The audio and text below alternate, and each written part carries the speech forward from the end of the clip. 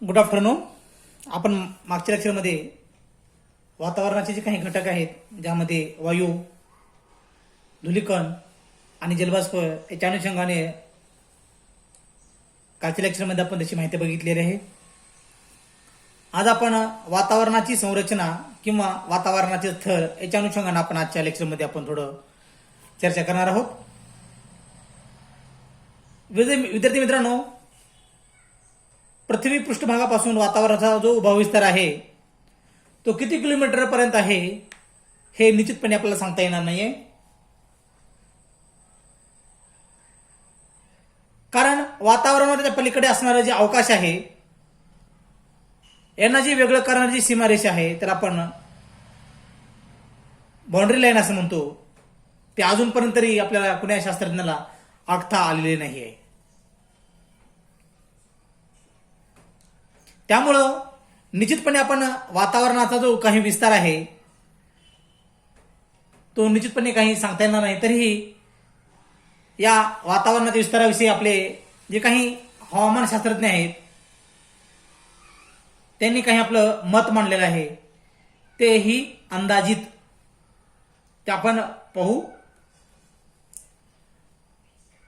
जगात सर्वात पहिल्यांदा 1714 मध्ये ब्रिटिश खगोलशास्त्रज्ञ टॅली यांनी वातावरणाची उंची ही 75 किलोमीटर आहे असं सांगितलेलं आहे. 1714 मध्ये जो ब्रिटिश खगोलशास्त्रज्ञ आहे टॅली यांनी काय म्हटलं की वातावरणाची जी उंची आहे ती किती आहे, 75 किलोमीटर्स म्हणजे 75 किलोमीटर आहे असं सांगितलेलं आहे. त्यानंतर दुसऱ्या महायुद्धापर्यंत वैज्ञानिकांनी अशी धारणा होती की वातावरण हे अधिक उंचीपर्यंत म्हणजे जवळजवळ 300 किलोमीटर उंचीपर्यंत असावे, पण काहींच्या मते वातावरणाची उंची ही 320 किलोमीटर आहे असं काही भूपृष्ठापासून असं काही शास्त्रज्ञाचं मत होतं. तर काहींच्या मते भूपृष्ठापासून वातावरण हे किंवा वातावरणाचा विस्तार 960 ते 1220 किलोमीटर पर्यंत आहे असं काही शास्त्रज्ञाचं मत आहे. तर अलीकडच्या काळामध्ये आपण बघतो वेगवेगळ्या तंत्राच्या सहाय्यानं, वेगवेगळ्या आधुनिक उपकरणाच्या सहाय्यानं आपण या वातावरणाची उंची मोजण्याचा प्रयत्न करत आहोत. ज्यामध्ये मग रडार असेल, गुब्बारे असतील, रेडिओ तरंग असेल, रॉकेट असेल, उपग्रह असतील इत्यादी मार्फत आपण वातावरणाची उंची निर्धारित करण्याचा आपण प्रयत्न केलेला मानवाने करत आहे. तरी आधुनिक युगामध्ये आपण त्याला स्पेस एज म्हणतो. त्याला आपण अंतरिक्ष युगात म्हणजेच स्पेस एज आपण जग वेगवेगळ्या माध्यमातून या असणाऱ्या आपल्या सूर्यकुलातील वेगवेगळ्या ग्रहावरती आपल्या वेगवेगळ्या मोहिमे अंतर्गत तिथला अभ्यास करत आहेत. जसं आपण 2014-15 मध्ये मंगलयान जे आपण आकाशामध्ये सोडलं, चंद्रयान आकाशामध्ये सोडलं, कारण तिथल्या असणाऱ्या या चंद्रग्रहाचा असेल, चंद्राचा या उपग्रहाचा असेल किंवा मंगळ ग्रहाचा अभ्यास करण्यासाठी आपण हे मंगळयान वगैरे आपण अवकाशामध्ये सोडलेलो आहोत. तसंच इतर देश असतील, अमेरिका असेल, रशिया असेल, ब्रिटन असेल, कॅनडा असेल, फ्रान्स असेल, हे देश सतत काय करतात, चीन असेल, सतत या अवकाशातील असणाऱ्या वेगवेगळ्या ग्रहावरती काय करतात, ते हे संशोधन करण्याच्या हेतूने वेगवेगळ्या तंत्राच्या मार्फत अवकाशामध्ये हे स्पेस असेल किंवा त्यांचं जे काही यान असेल ते अवकाशामध्ये सोडून तिथला अभ्यास करत असतात. त्यालाच आपण अंतरिक्ष युग असं म्हणत असतो. या अंतरिक्ष युगामध्ये वातावरणाचे अधिकतम विस्तार आहे हा तो 80,000 किलोमीटर पेक्षा जास्त असावे असं काही शास्त्रज्ञांनी मत मांडलेलं आहे. जे हे जो अंतरिक्ष युग आहे, जे आपण सध्या जगत आहोत, आपण पाहत आहोत, या युगामध्ये या वातावरणाचा जो विस्तार आहे तो 80,000 किलोमीटर पर्यंत पसरलेला असं त्यांनी सांगितलेलं आहे. मात्र अधिक उंचीवर वातावरण हा फारच विरळ आणि कमी होत गेलेला आहे, क्षीण होत गेलेला आहे. आपण बघितलं मागच्या लेक्चरमध्ये की उंचीनुसार वातावरणामध्ये काय होत असतात, कमीपणा येत असतो. जसं आपण उदाहरणामध्ये सांगतोय तुम्हाला की आपण 8,848 मीटर उंचीवर गेलो एव्हरेस्ट वरती, तर माउंट एव्हरेस्ट वरती आपण जात असताना आपल्यासोबत कृत्रिम ऑक्सिजन घेऊन जावं लागतं. कारण उंचीनुसार वातावरणातील असणारं जे काही वायू आहे, जे काही ऑक्सिजन असेल तो काय होतो, कमी होत जातो. असं त्याचं उदाहरण आपल्याला सांगता येईल. त्याचप्रमाणे 80,000 किलोमीटर पेक्षा जास्त असणाऱ्या या वातावरणामध्ये सुद्धा वातावरण फार विरळ आणि क्षीण होत झालेलं आपल्याला सांगता येईल. त्यानंतर वातावरणाची काही उंची आहे, जे काही सौरचे संबंध आहेत ते जवळजवळ 200 ते 250 वर्षापासून वैज्ञानिकांनी काय केलं, एका शास्त्रीय विवेचनासाठी त्याचा आधार घेतलेला आहे आणि ते आधार घेऊन त्याचा काय करतोय, त्याचा अभ्यास करण्याचा त्यांनी प्रयत्न करत आहेत. आपल्या पृथ्वीशी लागलो असलेल्या वातावरणाच्या खालच्या थरामध्ये जवळजवळ 16 किलोमीटरच्या विस्ताराचा भाग आपण मानवाने प्रत्यक्षपणे अभ्यास केलेला आहे. म्हणजे वातावरणामध्ये असणाऱ्या भूपृष्ठापासून आपण उंचीवर जवळजवळ 16 किलोमीटर उंचीपर्यंतचा जो भाग आहे त्या 16 किलोमीटर उंचीपर्यंतच्या भागाचा अभ्यास मानवाने काय केलं, प्रत्यक्ष अभ्यास केलेला आपल्याला सांगता येतं. पण वातावरणाचे जे काही स्तर आहेत ते काही त्याची माहिती आहे ती अप्रत्यक्षरित्या मानवाला विद्युत प्रकाश असेल, उल्का असेल, ध्वनी असेल, तरंग असतील, पृथ्वी ध्रुवीय प्रकाश असेल इत्यादीद्वारे मानवाला काय झाले शक्य झालेले आहे. त्यानंतर पतंग असेल, गुब्बारे तर आपण बलून्स म्हणतो, वायुयान, रॉकेट, उपग्रह याद्वारे मानवाला काय झालं विविध थरांचे ज्ञान प्राप्त झालेले आहे आणि ह्या ज्ञानामधून मानवाने काय केलं मोठ्या प्रमाणामध्ये प्रगती तो करत आहे.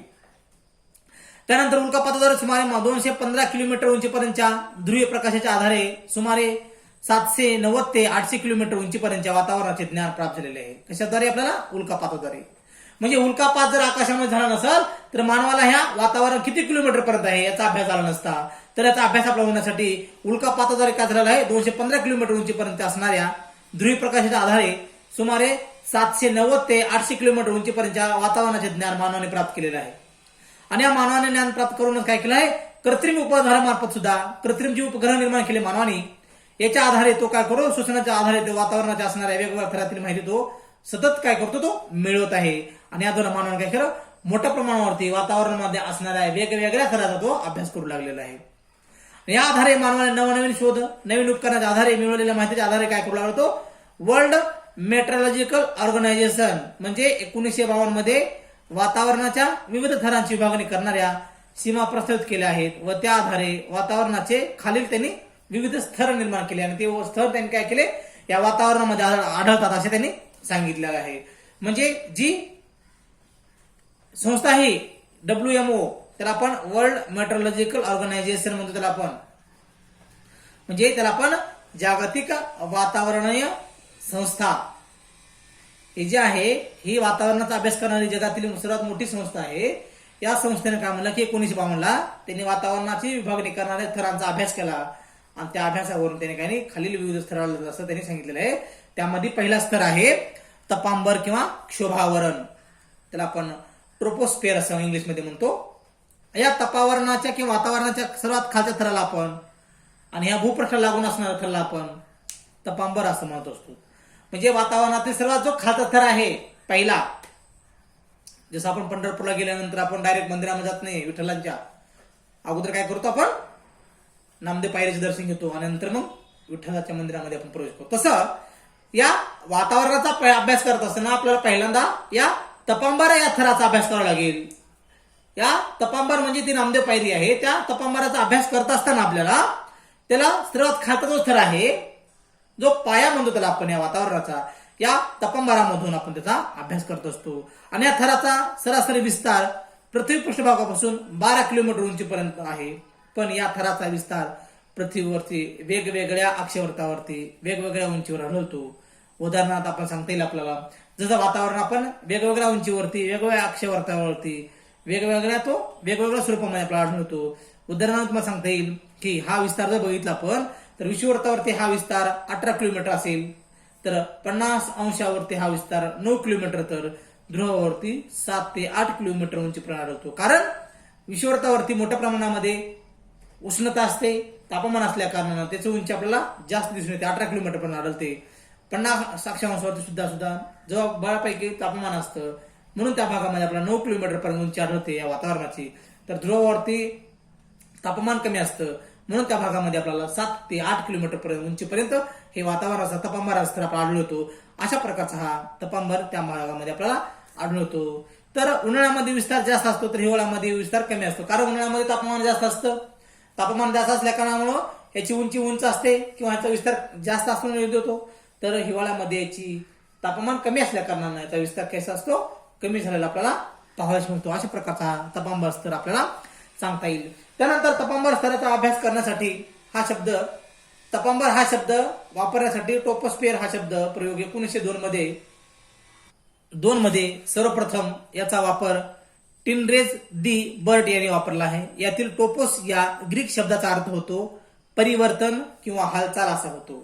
टोपोस परिवर्तन म्हणजे आपण ज्या थरामध्ये परिवर्तन होत हालचाली होतात त्याला आपण टोपोस्फिअर किंवा तपांबर असं म्हणतो. कारण या थरामधील असणाऱ्या हवेच्या ऊर्ध्वगामी व अधोगामी हालचाली सुरू असतात. ऊर्ध्वगामी म्हणजे उभ्या दिशेने आणि अधोगामी म्हणजे खालच्या दिशेने ज्या थरांना सतत हालचाली होत असतात त्याला आपण टोपोस्फिअर किंवा तपांबर असं म्हणतो. या थरातील हवेचे सतत परिवर्तन होत असल्याने आपण याला टोपोस्फिअर असं या नावानं ओळखत असतो. म्हणजे सतत या थरामध्ये काही ना काही घटना घडत असतात म्हणून त्याला आपण तपांबर असं म्हणत असतो. तपांबरामध्ये उंचीनुसार तापमान क्रमाक्रमाने कमी होत जाते. जे मी तुम्हाला आता म्हटलं की तपांबरामध्ये उंचीनुसार काय होतात तापमान कमी कमी होत जातं. तुम्ही जर 100 मीटरला गेला तर 0.6 किंवा 160 मीटरला गेला तर जवळजवळ 1 अंश डिग्री सेल्सिअसनं तापमान कमी झालेलं दिसून येतं. म्हणजे तुम्ही जसं उंचीवर जाल तसं उंचीनुसार यामध्ये काय होतं त्या थरामध्ये तापमान कमी होत असतं. आणि या दराला आपण लोप दर किंवा ऱ्हास प्रमाण असं त्याला लॅप्स रेट असं म्हणत असतो. म्हणजे उंचीनुसार तापमान कमी होत असेल तर त्याला आपण लोप दर किंवा त्याला आपण लॅप्स रेट असं म्हणत असतो. अशा प्रकारचा हा आपला तपांबरामध्ये त्याचं ह्या प्रकारचा उंचीनुसार तापमान कमी होत असतात. त्यानंतर वातावरणामध्ये असणाऱ्या थरामध्ये ऊर्ध्वगामी व अधोगामी प्रवाह सुरू असतात. त्यामुळे या भागामध्ये वहन उत्सर्जन व अभिसरण या क्रिया घडून येत असतात. म्हणजे वहन असेल वाहण्याची क्रिया असेल, उत्सर्जन असेल, प्रकाशाचं उत्सर्जन किरणांचं सूर्यकिरणाचं उत्सर्जन असेल किंवा अभिसरण असेल, या क्रिया ह्याच्यामध्ये या वातावरणामध्ये याला काय होतात या 3 क्रियाद्वारे वहन असेल, उत्सर्जन असेल, अभिसरण असेल या क्रियाद्वारे काय होतात वातावरणाला उष्णता मिळत असते. आणि या उष्णतेचे आवरण थंड होऊन यातील प्रक्रियेतील अभिसरण ही क्रिया महत्वाची असल्यामुळे या तपांबराला अभिसरण प्रवाहाचा पट्टा सुद्धा असं म्हणत असतो आपण. म्हणजे या क्रियामध्ये जी महत्वाची क्रिया आहे ती अभिसरण क्रिया आणि अभिसरण क्रियालाच आपण यामध्ये असणारा जो पट्टा आहे त्याला आपण अभिसरण प्रवाह पट्टा असं म्हणत असतो. आणि या अभिसरण क्रियेमुळे तपांबरामध्ये सतत काय होतात अस्थिर निर्माणता होते. अस्थिर निर्माण झाल्यामुळं या वातावरणाच्या थरातील वरच्या सीमा भागातून जो जेट प्रवाह वाढत जातो आणि या हवामानाचे काही का विविध आविष्कार आपल्याला यामध्ये पाहावयास मिळतात. या तपांबर थरामध्ये जे काही आविष्कार आहेत त्यामध्ये मग ढगाची निर्मिती असेल, वादळे असतील, पाऊस असेल, विजांचा चमकणे असेल, मेघगर्जन असेल इत्यादी या थरातून आपल्याला घडून येतात. म्हणून वातावरण हा सर्वात कमी स्तराचा थर असूनही तो महत्वपूर्ण आहे. कारण मानवाच्या सर्व क्रिया व मानवाच्या असणारे जे काही हवामानविषयक घटक असेल हे सर्व या तपांबरा या थरामध्ये घडून येतात. आणि या घटकांचा परिणाम व त्या थरांच्या तळाशी असणाऱ्या भूपृष्ठावरती वास्तव करणाऱ्या मानवावर त्यांच्या क्रियाचा परिणाम झालेला आपला दिसून येतो. अशा प्रकारचा तपांबर हा थर मानवाच्या दृष्टीने अत्यंत महत्वाचा थर म्हणून आपण त्याला ओळखत असतो. अशा प्रकारचा हा तपांबर थरामध्ये आपल्याला सांगता येईल. या नंतर आहे तपस्तब्दी किंवा त्याला आपण शोभविराम किंवा ट्रोपोपौज हे म्हणतो आपण. आकृतीमध्ये समजून घेऊया जो आपला तपांबर जो थर आहे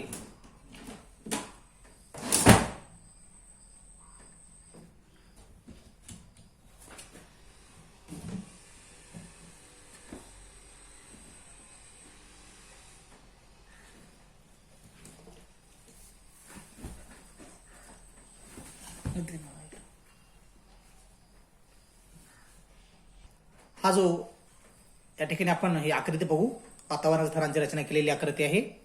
यामध्ये जो थर दिसतो आपल्याला हा तपांबर स्तर आहे. हा थर पृथ्वीच्या सर्वात खालचा स्तर म्हणून आपण ओळखतो. आणि या स्तरामध्ये जे पृथ्वीवर असणारे विविध आविष्कार या थरामध्ये येतात. ढगांची निर्मिती असेल, वादळे असतील, पाऊस असेल, विजा असतील, मेघगर्जन असतील हे सर्व या स्तरामध्ये घडून येतात. या स्तरांचा विस्तार हा कमी स्वरूपात असला तरी अत्यंत महत्वाचा आपल्याला हा थर सांगता येईल. आणि या स्तरावर मुळे पृथ्वीवर वास्तव्य करणाऱ्या मानवावर व त्याच्या क्रियावरती याचा काय होतो मोठ्या प्रमाणात परिणाम घडलेला दिसून येत असतो. त्यानंतर आहे तपस्तब्दी हा स्तर आहे. हा स्तर तपांबराच्या सीमेपासून 2.3 किमी उंचीपर्यंत आढळतो. म्हणजे हा जो तपस्तब्दी आहे हा तपस्तब्दी स्तर आहे. हा स्तर तपांबराच्या सीमेपासून 2.3 किलोमीटर उंचीपर्यंत वातावरणाच्या थराला तपस्तब्दी असे म्हणतात. तपांबर किंवा सीतांबर या 2 थराच्या दरम्यान हा भाग आहे. स्थितांबर स्थितांबर आणि तपांबर यांच्यामध्ये जो भाग आहे त्याला आपण तपस्तब्धी स्तर असं म्हणत असतो. या तपांबरामध्ये उंचीनुसार तापमान कमी होण्याची क्रिया तापमान -50° ते -60° होईपर्यंत चालू असते. त्यानंतर तापमान कमी होण्याची क्रिया थांबते. या थरामध्ये सर्वत्र तापमान सारखे असते म्हणून या थरास तपस्तब्धी असं म्हणतात. म्हणजे स्टॉप द टेम्परेचर, म्हणजे त्या ठिकाणी कसं असतं तापमान समान स्वरूपाचं थांबलेलं असतं म्हणून आपण त्याला तपस्तब्धी स्तर असं म्हणत असतो. या थरामध्ये ढगांची निर्मिती असेल, वादळे असतील, विजा चमकणे असेल इत्यादी घटना आढळत नाहीत. म्हणजे हा जो थर आहे तपस्तब्धी या थरामध्ये जसं विजा चमकणे, वादळांची निर्मिती असेल, ढगांची निर्मिती असेल, विजा चमकणे असेल, या कुठलाही मोसमी परिवर्तन ह्याला कुठलाच थर याला आपण या भागामध्ये आढळत नाहीत. या थराला आपण मोसमी परिवर्तनाचे छत असे म्हणतो. म्हणजे जसं हा थर जो कुठं आहे तपांबराच्या वरच्या भागामध्ये आहे.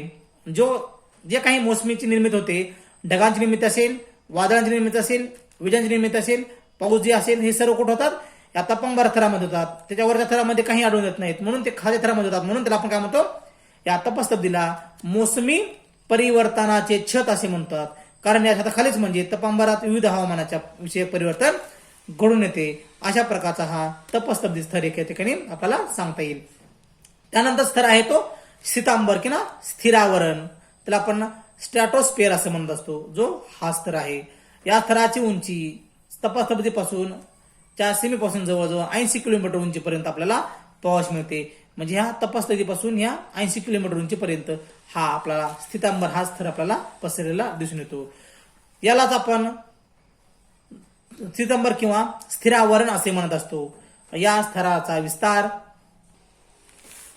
80 किलोमीटर असला तरी त्यात ऋतूनुसार आणि अक्षांशानुसार फरक पडतो. त्याला आपण WMO वर्ल्ड मेट्रोलॉजिकल ऑर्गनायझेशन नुसार स्थितांबर किंवा तपस्तब्धी आणि स्थितस्तब्धीच्या दरम्यान आहे. हा जो स्तर आहे स्थितांबर, तपस्तब्धी आणि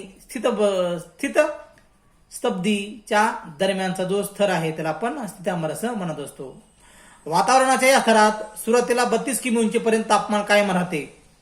वातावरणाचा जो स्तर आहे याच्या सुरुवातीमध्ये जवळजवळ 32 किलोमीटर उंचीपर्यंत यामध्ये वातावरण कायम असते म्हणून त्यास आपण समताप क्षेत्र किंवा समोष्ण भाग आयसोथर्मल झोन असंही म्हणतो.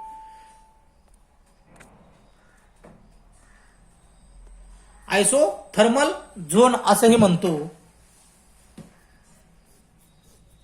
आणि या थरामध्ये मात्र उंचीनुसार तापमान वाढ होत जाते. म्हणजे या थरामध्ये जसं आपण तपांबर या स्तरामध्ये बघितलं आपण की उंचीनुसार तापमानामध्ये कमी कमी होत जाते, तापमान उंचीनुसार कमी होत जातं. पण या स्थितांबर किंवा स्थिरावरणामध्ये उंचीनुसार तापमानामध्ये काय होते वाढ होत जाते. या थरात अभिसरण क्रिया घडून येत नाही त्यामुळे या थरात हवा विरळ व स्थिर असते. या स्तरामध्ये अभिसरण क्रिया घडून येत नसल्यामुळं हा स्तर कसा आहे स्थिर व विरळ हवेचा आहे. त्यामुळं या स्तरामध्ये सूर्यापासून जेवढी उष्णता मिळते तेवढी शोषली जाते म्हणून तापमान सर्वत्र कायम राहते. म्हणून या थराला आपण स्थितांबर किंवा स्थिरावरण असे म्हणतो. म्हणजे स्थिर आहे सगळं या ठिकाणी. अशा प्रकारचा आपला हा स्थिरावरण एक स्तर त्यामध्ये सांगता येईल. नंतर यामध्ये तापमानाच्या हवामानामध्ये जसं विविध आविष्कार घडून येतात ते आविष्कार या थरामध्ये घडून येत नाहीत. जसं तापमानामध्ये वीज चमकणे, पाऊस पडणे, ढगांची गडगडाट असेल, विजांची चमकणे असेल तसं घडून येतात. तसं या स्थिरावरणामध्ये हे आविष्कार घडून येत नाहीत. म्हणजेच ढगाची निर्मिती असेल, पाऊस असेल, वादळे असतील, वृष्टी असेल, विजा चमकणे असेल इत्यादी आविष्कार या थरामध्ये घडून येत नाहीत. म्हणून वातावरणाच्या या थरास आपण तापमान अतिशय कमी म्हणजेच विषुववृत्तावरती -70°C तर 60°वरती -45°C एवढे तापमान असते. अशा प्रकारचा हा स्थितांबराच्या वरच्या भागात जो स्थितस्तब्धी हे मात्र शास्त्रज्ञाच्या मते स्थितांबराची उंची ही 50 किमी असून त्यावर उंचीवर स्थितस्तब्धी आहे असं काही शास्त्रज्ञाचं मत आहे. अशा प्रकारचा आपला हा जो स्तर आहे तो या ठिकाणी सांगता येईल. आणि शेवटचा स्तर आहे तो ओझोनांबर. ओझोनांबर हा सुद्धा एक प्रकारचा आपल्या पृथ्वीचं कवच कुंडल स्तर म्हणून काम करत असतो. स्थितांबरापासून सुमारे 40 किलोमीटर उंचीवरती या स्तराचं केंद्रीकरण झालेलं आहे. हा स्तर ओझोनचा थर म्हणून आपण ओळखतो. काही शास्त्रज्ञांच्या मते ओझोनची उंची पृथ्वीपासून सुमारे 25 किलोमीटर उंचीवर आहे असं काही शास्त्रज्ञांचं मत आहे. पण ओझोनावरील जे काही ओझोन वायूमुळे सूर्याकडून येणारे जे अतिनील किरण आहेत ते अतिनील किरण या ओझोन वायूमुळे शोषले जातात आणि पृथ्वीसाठी असणाऱ्या जे घातक किरण आहेत ते शोषले जाऊन पृथ्वीवर असणाऱ्या सजीव सृष्टीचं संरक्षण होतात. म्हणून या थराला पृथ्वीचे संरक्षण कवच असे म्हणतात. ओझोनबराला काही ठिकाणी छिद्र पडले आहेत त्यामुळे त्यातून अतिनील किरण पृथ्वीवर येण्याचा धोका वाढला आहे. संयुक्त संस्थानातील नासाच्या national aeronautic and space administration जी काही नासा जी अंतराळ संशोधन संस्था आहे याच्या वैज्ञानिकांनी असं सांगितलं की भौतिक गोलार्धामध्ये 1969 पासून आजपर्यंत म्हणजे 1988 पर्यंत ओझोन अंबराच्या एकूण आवरणाच्या जवळपास 2.3% आवरण नष्ट झालेले आहे. म्हणजे विश्लेषणाच्या मते एकूण ओझोनच्या 1% ओझोन वायू कमी झाल्याच्या 5 ते 6% त्वचा कॅन्सर होतात असं त्या नासाच्या शास्त्रज्ञांचं मत आहे. म्हणून वातावरणातील ओझोन वायू कमी होण्याचे मुख्य कारण म्हणजे CFC हा कारण म्हणजे क्लोरोफ्लोरोकार्बन हा आहे. त्यामुळं अशा प्रकारचा जो वायू आहे तो कमी करावा लागेल. जो का वायू कुठून पडतो मग हा वायू फ्रीज असेल, रेफ्रिजरेटर असेल, जे काही आपल्या घरामध्ये आपण उपकरण वापरतो त्यामधून मोठ्या प्रमाणामध्ये हा क्लोरोफ्लोरोकार्बन वायू हा हवेमध्ये मिसळतो आणि ह्याच्यामुळेच काय होतात ओझोन वायू नष्ट होत असतो. अशा प्रकारचा आपला हा असणारा जो काही थरांचा जो स्ट्रक्चर आहे, जे वातावरणाचं जे स्ट्रक्चर आहे, जी संरचना आहे ती या प्रकारे सांगता येईल. आपण यानंतरचा जो भाग आहे तो आपण उद्या लेक्चरमध्ये बघू. धन्यवाद.